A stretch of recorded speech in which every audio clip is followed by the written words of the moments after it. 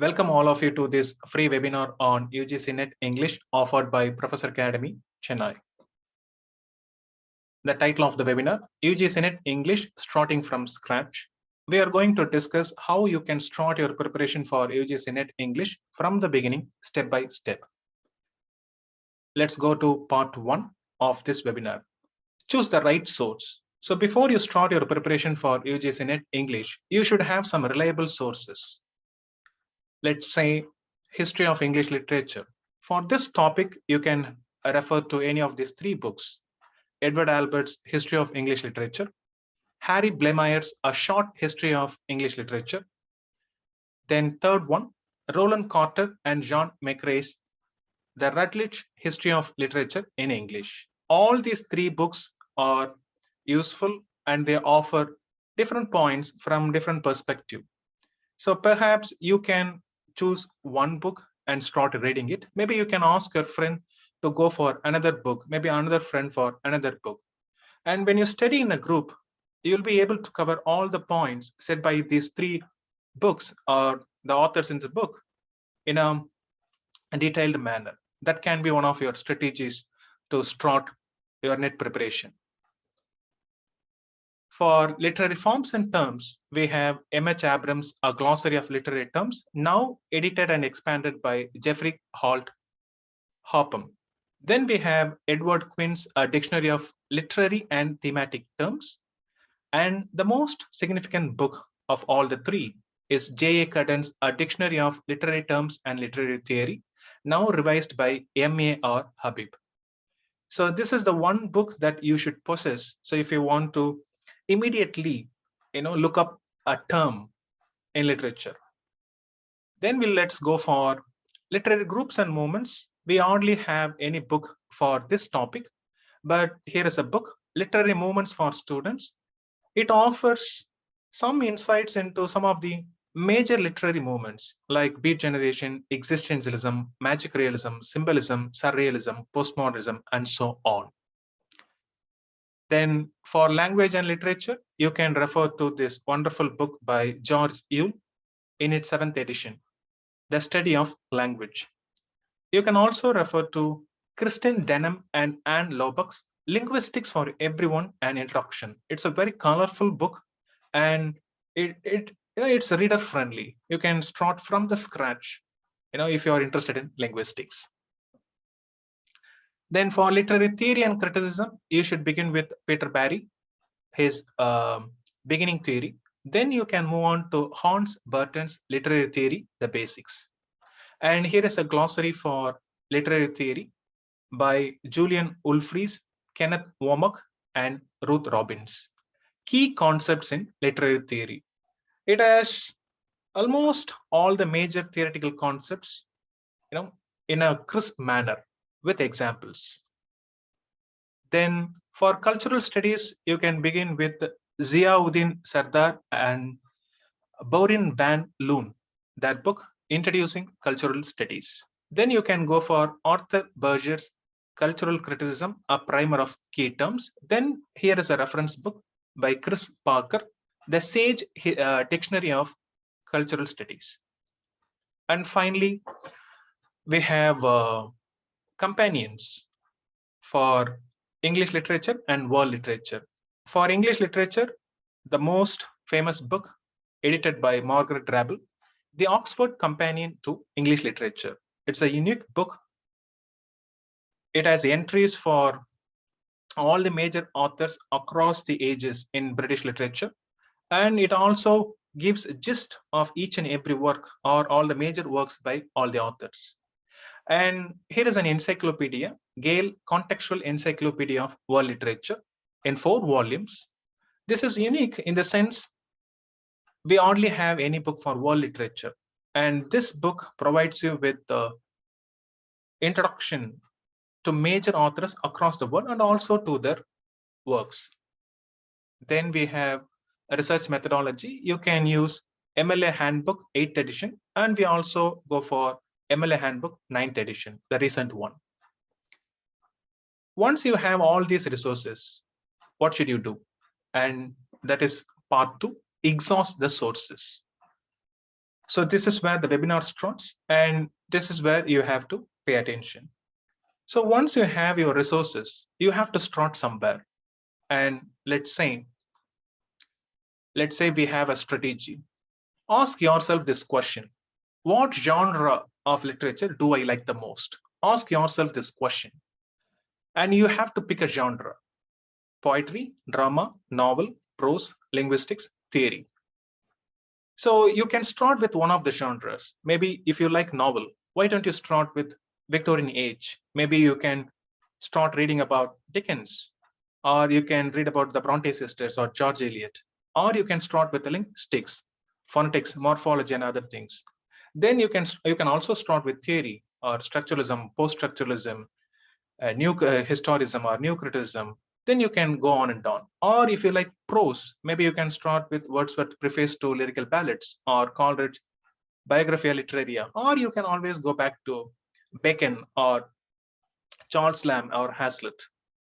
Or you can go for drama. You can begin with Elizabethan age with Shakespeare and others, university wits. Then you can come to George Bernard Shaw and other world playwrights. Or let's say you can also go to poetry. So for this webinar, let's choose poetry. So once you pick a genre, you have to read about that. So let's choose poetry. And here is a question for you. I will show you fear in a handful of dust. In which poem does the above line appear? Option A, W.B. Yeats' Easter 1916. B, G.M. Hopkins' The Wind Over. C, Ezra Pound's The Cantos. D, T.S. Eliot's The Wasteland. It's a very famous line. I will show you fear in a handful of dust. Let's check out the answer. D, T.S. Eliot's The Wasteland. So once you choose poetry or any other genre for that matter, you have to narrow down. Either you can go to Romantic Age, Wordsworth, Coleridge, Byron, Shelley, Keats, or you can also begin with Modern Age with T.S. Eliot. So once you choose T.S. Eliot, you can go to the next step. So this is where you can begin. Tip number 1, revisit your UG and PG syllabus. Let's say there's a paper called Modernism and Postmodernism offered by Department of English, University of Madras in their 4th semester. We are not going to look at everything that is there. We are just going to look at the poetry part. First one, Ezra Pound, Hugh Sylvan Moberly. Then we have W.B. Yeats' Sailing to Byzantium, T.S. Eliot's The Wasteland. Then the French symbolist poet Charles Baudelaire's The Flowers of Evil, which is considered his masterpiece. Then you have a poet from Chile, Pablo Neruda, his odes, one of his famous odes, Ode to a Large Tuna in the Market. Then you have a Mexican poet, Octavia Paz, Between Going and Coming. Why is this important to revisit your UG and PG syllabus? One, you are already familiar with the topic. Now that you are preparing for UGC NET, you have to have a different strategy. While you are doing your course, you might have studied in a different way. Now you have to study in a different way. And why we are looking at this? Because we are just verifying whether we are going in the right path. So once you choose modern poetry, and if you choose T.S. Eliot or any other author for that matter, this syllabus says, okay, we are going the right path. Okay, we have Ezra Pound, Yeats, and T.S. Eliot, and other major poets across the world. You can also look at your syllabus and verify. So once you come to this, and why is this important, this syllabus? Because when the question setters, set questions for UGC NET English, they have to rely on some solid sources. And this is one of the sources. In the sense, syllabus across, prescribed across colleges and universities in India. That can be the beginning for the question setters. So you can also start with your own syllabus, or you can also download syllabus offered by famous colleges and universities.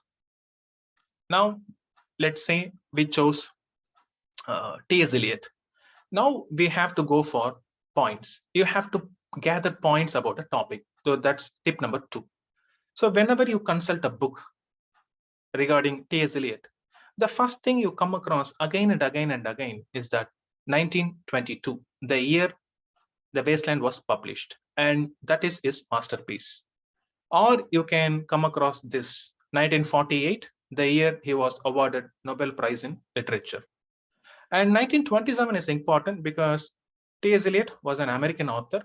He moved to England and he converted from Catholicism to Anglicanism, and he got his British citizenship in 1927.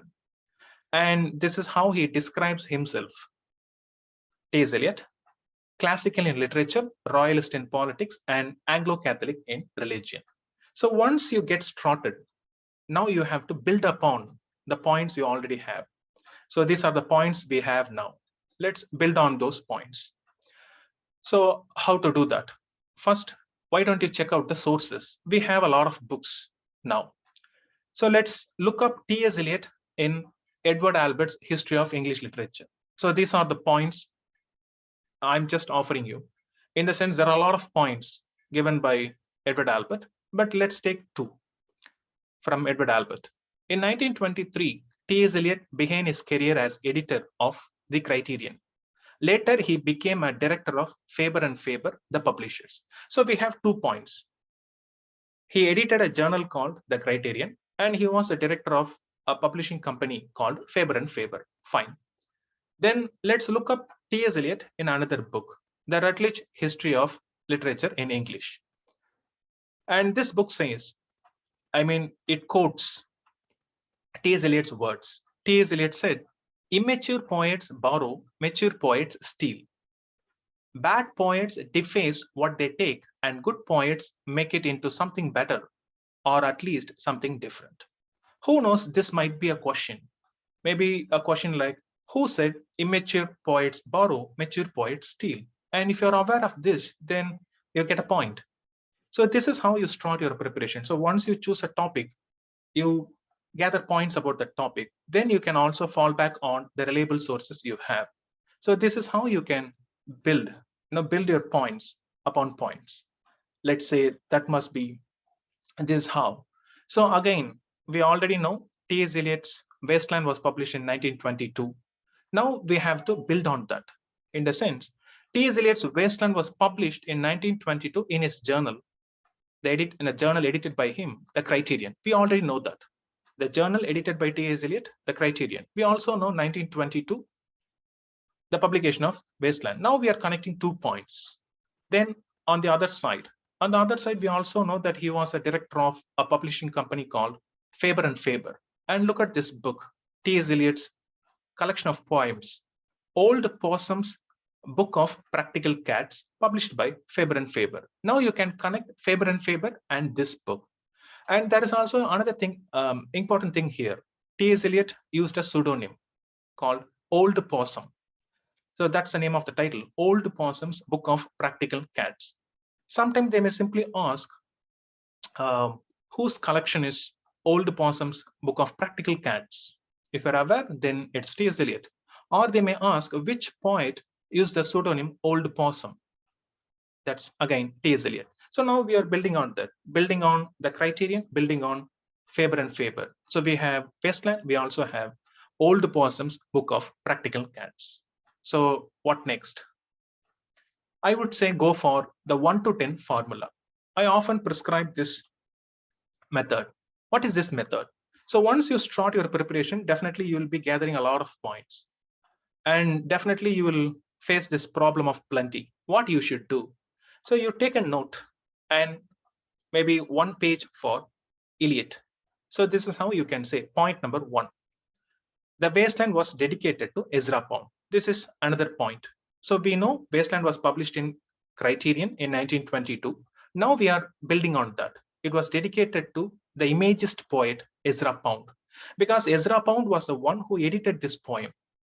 And now T.S. Eliot is dedicating this work to Ezra Pound, and he calls Ezra Pound in Latin Il Miglior Fabbro. What do you know? What does it mean? It means the better craftsman. So Ezra Pound is a better craftsman. So this is point number 1. Next, point number 2.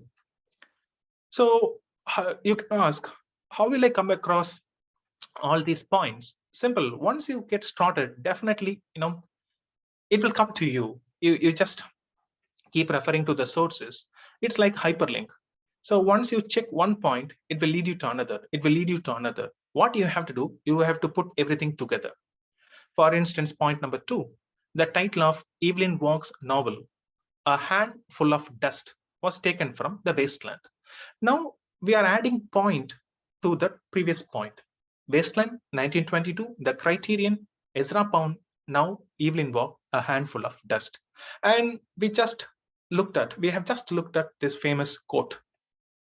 I will show you fear in a handful of dust. And now you can connect that quote with this title of the novel by Evelyn Waugh. Then point number 3, the title of the Nigerian novelist Chinua Achebe's No Longer at Ease was taken from T.S. Eliot's The Journey of the Magi. This is another one. We are all aware of Chinua Achebe and his famous book Things Fall Apart. And this is the second book, No Longer at Ease, whose title was taken from T.S. Eliot's The Journey of the Magi. Then point number 4. So if you refer T.S. Eliot, or if you look up T.S. Eliot in any book, any solid book, definitely there is a mention of his famous collection, 4 quartets. It is a set of 4 poems, Bert Norton, East Cocker, The Dry Salvages, Little Gidding. Sometimes there were questions regarding this. They simply ask you which of the following is not one of the poems in 4 quartets. So if you are aware of this, then it's easy to answer this question. But is it enough? No, because they have already asked this question. They may go deep. So what you have to do? You have to collect points on Burnt Norton.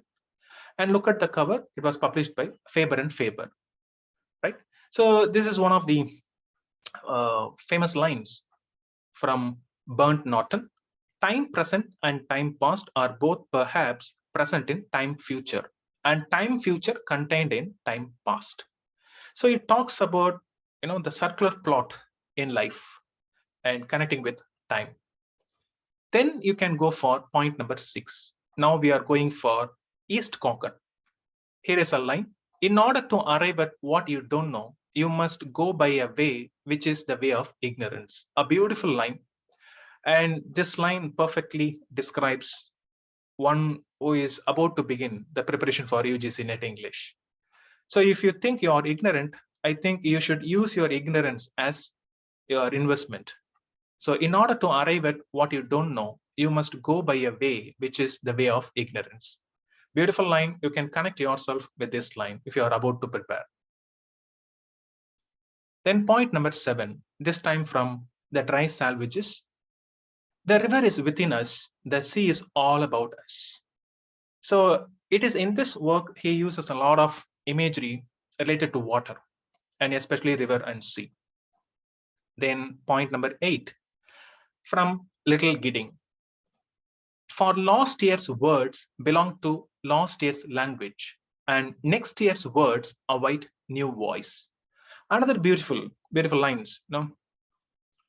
So whenever you come across these lines, you have to make a point. Now you have a lot about T.S. Eliot, and now it's easy because you're not just wandering on the surface. Little Gidding, in a sense, 4 quartets, all the things under 4 quartets, and also some of the major lines, major quotes from those poems.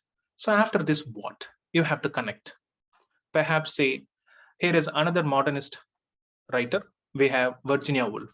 Virginia Woolf made this statement in her famous essay, Mr. Bennet and Mrs. Brown. She said, I think that T.S. Eliot has written some of the loveliest single lines in modern poetry.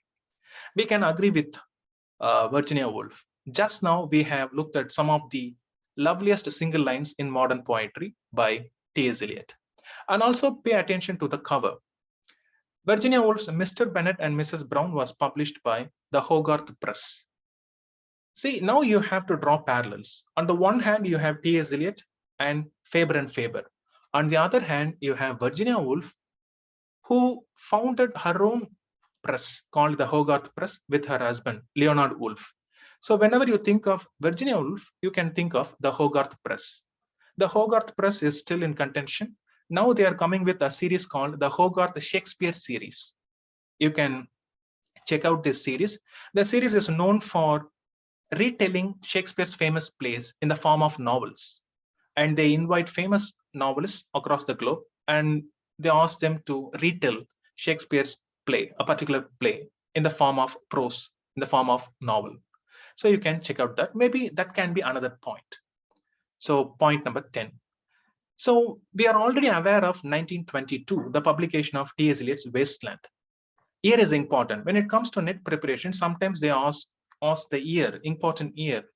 And also sometimes you have to go for chronology. So you have to pay attention to some of the most important years. For instance, 1922, we have James Joyce Ulysses, we have T.H. Lawrence Aaron's Rod, and also Virginia Woolf's Jacob's Room. You can also come to a conclusion that the year 1922 is the starting point of modern poetry in Britain. So this is how you can start your preparation. Then we have this problem. Okay, should I go for point number 11? I would say no. So that's why I call this technique the 1 to 10 formula. So once you reach this point number 10, I would say go back to point number 1. Now you have to go for another topic. Maybe why not Virginia Woolf? Why don't you collect another 10 points about Virginia Woolf? Maybe Jacob's Room, Stream of Consciousness, or Dorothy Richardson. Another 10 points. Again, go for another 10 points. So that you have a lot of 10 points. So when you revise, it will be very easy for you to go through all these points again.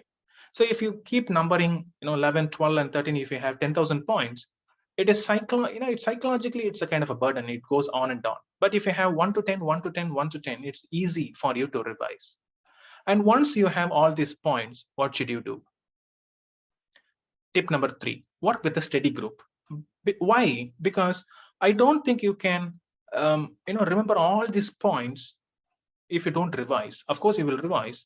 So if you are comfortable with working alone, you can do that. Or you can form a steady group with the like-minded people, because don't start a group with people who are not interested in your adventure. So let's say you have few people, I would say around 5. Let's say 5 people who are interested in cracking NET in the next attempt. So let's say one member can say T.S. Eliot coined the term disassociation of sensibility, because our topic is T.S. Eliot, modern poetry. Because you might have missed out on this point, and a friend can point out this. A friend can say T.S. Eliot coined the term disassociation of sensibility. Maybe another friend, member 2, can say T.S. Eliot coined this term in the Metaphysical Poets in his essay published in 1921. But another thing, when you work with a steady group, don't just mug up things. You have to discuss. Okay, we are all aware T.S. Eliot coined the term disassociation of sensibility. But are you aware of its meaning?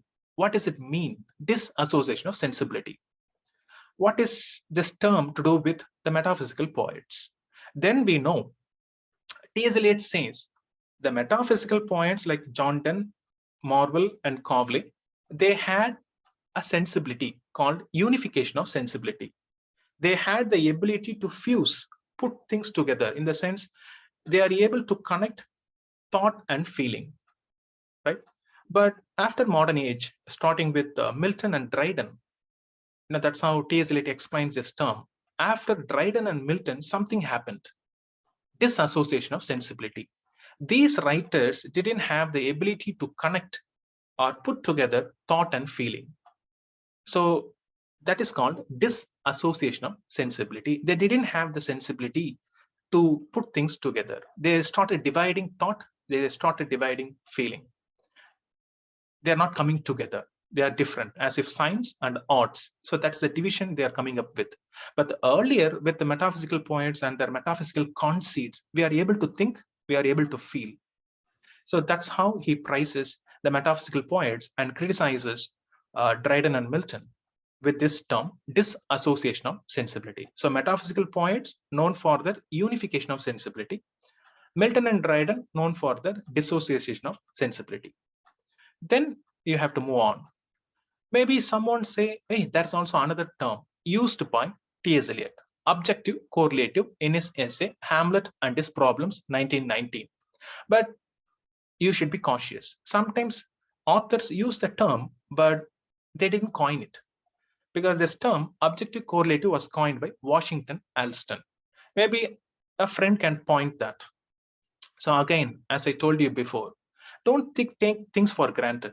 Don't stop yourself with this point. Okay, T.S. Eliot used the term objective correlative in his essay, Hamlet and His Problems. Now you have to check out this term, objective correlative. What does it mean?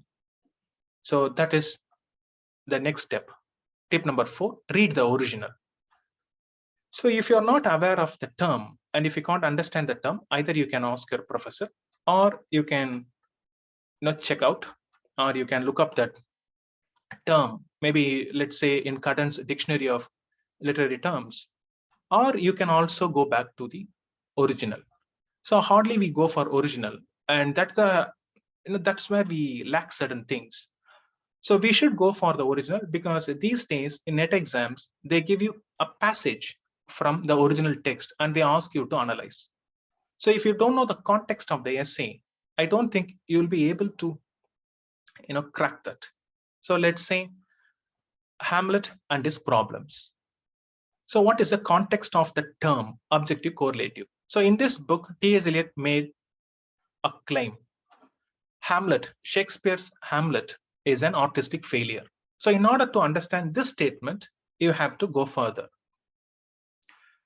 And there is also another point, because if you read, you read anything written on this essay, generally they say Hamlet is an artistic failure, the statement made by T.S. Eliot. But they don't point out this topic or this statement. T.S. Eliot also said Coriolanus and Antony Cleopatra by Shakespeare are the most artistic success, most assured artistic success. So on the one hand, T.S. Eliot says Hamlet is an artistic failure. On the other hand, he says Coriolanus and Antony and Cleopatra are artistic success. Then let's go. So another famous statement by T.S. Eliot, Hamlet is the Mona Lisa of literature. Why? It is tough to interpret Mona Lisa's smile. Similarly, it is tough to interpret Hamlet's madness and why he procrastinates, why he postpones taking revenge. And that is a puzzle we are yet to solve. So Hamlet is a Mona Lisa of literature. And it is in this context, he uses the term objective correlative. Now let's read the term in its context.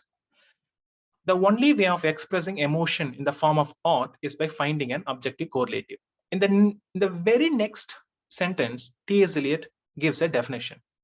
Objective correlative is a set of objects, a situation, a chain of events, which shall be the formula of that particular emotion. Simple. He says if you want to convey a particular emotion in a work of art, you should have some external fields, external features through which you can convey that emotion to the reader or spectator. One, you should show some objects like a knife or a rose if you want to convey the idea of love, or revenge, knife. Or there should be a situation, Hamlet meeting his mother in a bedroom, or a chain of events. There should be a lot of events to understand a particular emotion. But the problem with Shakespeare's Hamlet, that's how T.S. Eliot says, Hamlet doesn't have objective correlative, and we are not able to understand his emotions, what's going in his mind. We do not have some external manifestation of his emotions. So that's where Hamlet lacks. And this is the context. So once you know, now it is easy to understand the term objective correlative. So you have to relate the objects and the emotion it tries to convey. So objects and emotions and the relationship between them. So if a work doesn't have this feature, then it's an artistic failure. And let's go for tip number 5. Have examples for concepts. Okay, fine. Objective correlative, we understand the concept. And we also know Hamlet is an artistic failure because it doesn't have objective correlative. But that is not an example. So you should have a perfect example for a concept. So whenever you prepare for NET exam, if you come across a term, you should have some solid examples. Let's see, in the same essay, T.S. Eliot provides us with a beautiful example. For objective correlative, we can have an example of Macbeth. So in Macbeth, how do we understand the guilt of Lady Macbeth? It's very simple, the famous scene, sleepwalking scene. And number two, we have some sensory impressions. She says, all the perfumes of Arabia cannot sweeten this little hand. For her, there is some blood stain on her hand, but it's not there. It's an illusion. It's psychological. And she says, all the perfumes of Arabia cannot sweeten this little hand. She's suffering from guilt. And it is expressed through this scene. It is expressed through her words and also words of Macbeth. So these are the external features through which we are able to connect, the external and the emotion it tries to convey. And this is objective correlative. And T.S. Eliot says, if a work has to be an artistic success, there should be artistic inevitability. It should be there, open. Complete adequacy of the external to the emotion. So here the external refers to the sleepwalking scene and her words, and also words of her husband Macbeth. And through the external, we are able to connect with her guilt, the emotion. That's what bothers her the most. Then she commits suicide or she dies. Then this is precisely what is deficient in Hamlet. Now you know the entire concept and the essay. So this is how you have to read the original. Let's say we have arrived at a point where you have to move across genres. So you can begin your preparation with one genre, let's say poetry. That's what we have been discussing. We chose T.S. Eliot. We looked at some of the major points regarding T.S. Eliot and his works and modern poetry. Tip number 6, move across genres. Sometimes people are obsessed with one topic. They keep on preparing on that topic and they neglect other topics. So make sure whenever you prepare, maybe 1 day or 2 days for one topic, and you have to move on to the next. So why don't you go for drama or novel, prose, linguistics, or theory, and apply all the things we have seen so far. Maybe you choose novel. Why don't you go for Dickens or any other novelist in the world? And why don't you read about that author and collect points about the novels written by that author, so that you then go for point 1 to 10. Then why don't you consult the resources you have, then study it with a group, then move on to the next topic, prose. So it's for you to begin. Let's go for drama. So you can answer this question. Spot the wrongly matched playwright play pair. Option A, Badal Sarkar, Ivam Indrajit. B, Manjula Padmanabhan, Harvest. C, Vijay Tendulkar, Final Solutions. D, Girish Karnad, Yayati. On the one side, you have Indian playwrights. On the other side, we have plays written by them. One of the pairs is wrongly matched. So you have to find out that. I think if you don't know, sometimes you have to eliminate. I think you can eliminate D, Girish Karnad, because everyone knows. If you're aware of Girish Karnad, then you know Yayati was written by him, or Badal Sarkar, Ivam Indrajit. Sometimes when it comes to NET exam, you have to eliminate options, then you have to narrow down to 2.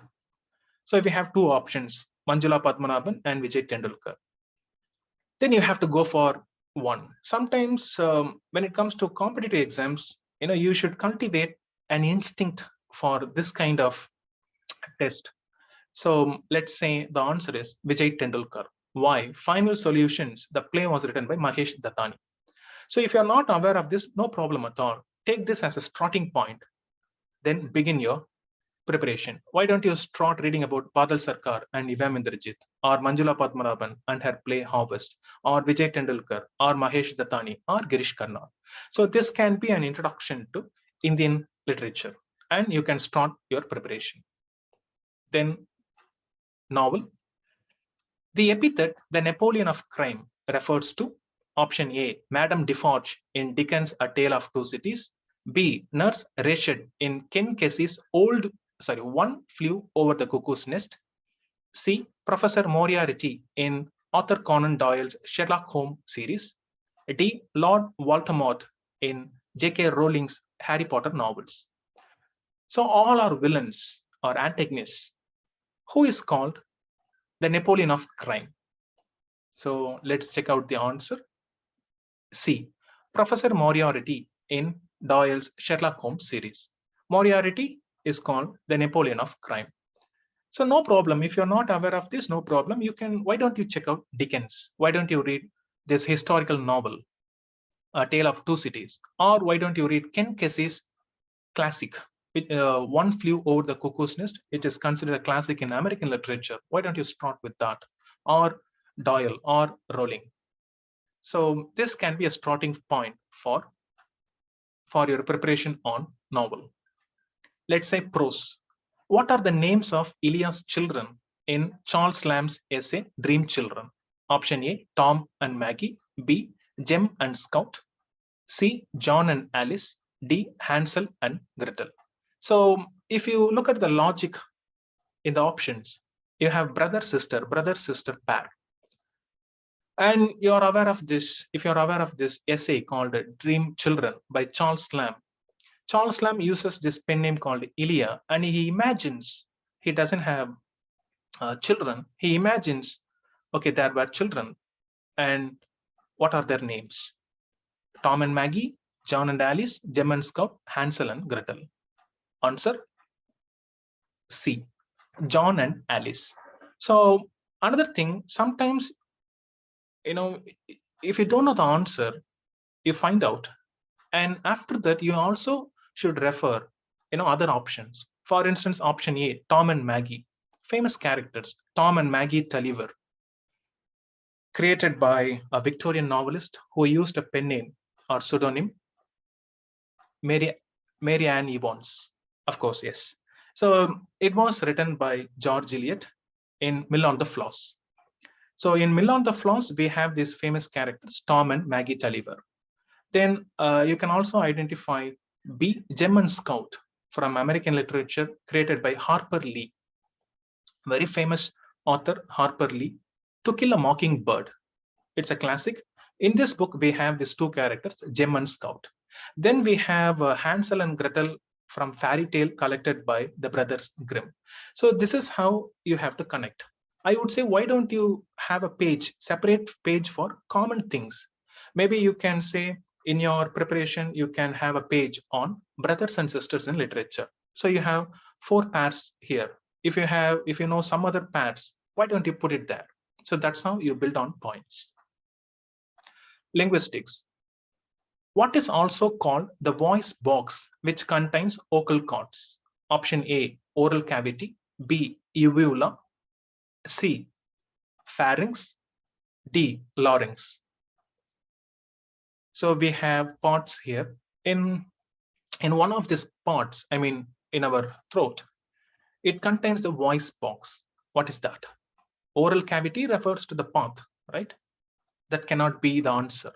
Uvula, if you're aware, uvula is kind of a muscle that is hanging on. So if you look yourself in the mirror, open your mouth. So in deep, you see a muscle hanging, a kind of a appendage. So that is uvula. So, and look at option C and D, they look same. So that must be, one of these two must be the answer. Let's say the answer is D, larynx. So larynx is it in your neck? It's there. The voice box is there. It's called voice box. It has some vocal cords, which is responsible for producing sounds. Then why don't you check out pharynx? Or why don't you check out phonetics or phonology and start reading about phonology? Then you can move on to morphology, semantics, or applied linguistics. Then let's move on, theory. So if you like theory, here is a question for you. Which concept was proposed by the Swiss linguist Ferdinand de Saussure? Option A, paratext. B, bricolage. C, lang. D, interpolation. You can choose the answer. Yes, C, lang. So whenever you read about Swiss linguist Ferdinand de Saussure, you come across something called semiology, the field he put forward. Semiology, study of signs, and signifier, signified, Then you have lang parole. So now if you are not aware of these terms, don't freak out. Why don't you check out this in the glossary we saw? We refer to a glossary for for theory. So take that glossary and look up this entry, lang, parole, or paratext, bricolage, or interpolation. All are major concepts in theories. So we have paratext by Gerard Genet and bricolage, Lévi-Strauss. We have interpolation by Althusser. So, okay, you know the author. Why don't you check out its meaning and its relevance and importance? So in sum, we are coming to the fag end of this webinar. Tips. Number 1, first, pick a genre. Poetry, drama, essay, anything for that matter. So once you pick a genre, revisit your UG and PG syllabus and read. 2, gather points about the topic, and you can go for this formula, the 1 to 10 formula. Then once you have a lot of points, why don't you share it with a group? And beware of this group. All should be contributors, not one should give and another should take away. So everything should contribute. Everyone should contribute. So work with a steady group. Then read the original. Now the questions are based on passages from a particular text. So you have to read the original, at least some major works. Then if you come across a term, definitely you should have examples for those terms. Then final, move across genres. So you have to jump from poetry to novel to theory, and again, front and forth. Okay, so this is how you can start your preparation from scratch. And final piece of advice, keep the preparation going. I would say this is the most important tip, in the sense, sometimes the result is not what we have expected. Sometimes the result is negative, but don't bother. In the sense, you have been preparing for the last 6 months, and now the result is not good, but do not stop your preparation. So this is the mistake many aspirants do. What they do, they stop their preparation after the result, if the result is negative. And they forget the exam for a few months, let's say 2 or 3 months. Again, there's a call for notification for another NET exam. Again, they start the preparation. What happens? Again, you start from the beginning. You don't go deep. You appear for the next exam, again the same result. So I would say, even if you have, if you do not score much in the first attempt, do not bother. Keep going. Like you have Sisyphus. So like Sisyphus, just keep the preparation going. Why? Because for the past 4 or 5 months or 6 months, you have been preparing. You are at a point, you're at a vantage, on a vantage, you are able to understand, everything, most of the concepts. You have to build on that. So if you take a break, then you will lose many things. So keep the preparation going, and that's how you can improve. So thank you so much for attending this webinar. And this is offered by Professor Academy, Chennai. So if you are interested in joining UGC NET or SET exams, English, you can contact this number on the screen, 755-0100-920. If you have any questions, you can ask. I will answer. So thank you so much, and follow all the tips. I hope you can also use the resources introduced in this webinar. All the best for your preparation.